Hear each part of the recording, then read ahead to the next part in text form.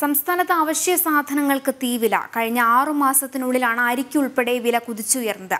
സപ്ലൈകോയിൽ നിന്ന് അവശ്യ സാധനങ്ങൾ പലതും ലഭ്യമല്ലാത്തതിനാലാണ് ആളുകൾക്ക് പൊതുവിപണിയെ കൂടുതലായും ആശ്രയിക്കേണ്ടി വരുന്നത്. കഴിഞ്ഞ 6 മാസത്തിനുള്ളിൽ അരിയുടെ വിലയും കുതിച്ചുയരുകയാണ്. മട്ട അരിക്ക് ജൂണിൽ കിലോയ്ക്ക് 49 രൂപയായിരുന്നു വിലയെങ്കിൽ ഡിസംബറിൽ 51 രൂപയായി വർദ്ധിച്ചു. നാടൻ, റോസ് എന്നിവ യഥാക്രമം 47-ൽ നിന്ന് 49-ആയും 50-ൽ നിന്ന് 51-ആയും ഉയർന്നു. ആന്ധ്ര വെള്ളായിരിക്ക് 3-ഉം പാലക്കാട് ജയയ്ക്ക് 1 രൂപ വീതവും ഉയർന്നു. അരിക്കായാലും 5 രൂപ 2 രൂപ 5 രൂപ ഇങ്ങനെ കൂടിക്കൊണ്ടിരിക്കുകയാണ്. മുളകിനായാലും എല്ലാ സാധനങ്ങൾക്കും അടിക്കടിക്ക് വില ഇങ്ങനെ കൂടിക്കൊണ്ടിരിക്കുകയാണ്. ഇത് പാവപ്പെട്ടവർക്ക് വലിയ ബുദ്ധിമുട്ടുള്ള കാര്യമാണ്.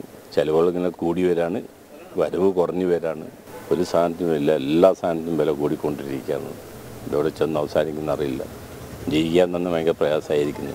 ചെറുപയർ, ഉഴുന്ന്, പരിപ്പ്, കടലപ്പരിപ്പ്, വെളിച്ചെണ്ണ, കടലെണ്ണ, ഡാൽഡ, മല്ലി എന്നിവയ്ക്കെല്ലാം 10 രൂപയിലധികം വർദ്ധിച്ചിട്ടുണ്ട്. സപ്ലൈകോയിൽ അവശ്യ സാധനങ്ങളിൽ പലതും ലഭ്യമല്ല. സബ്സിഡി സാധനങ്ങൾ ലഭിക്കുന്നത് വല്ലപ്പോഴും മാത്രമാണ്. ജനം, കോഴിക്കോട്.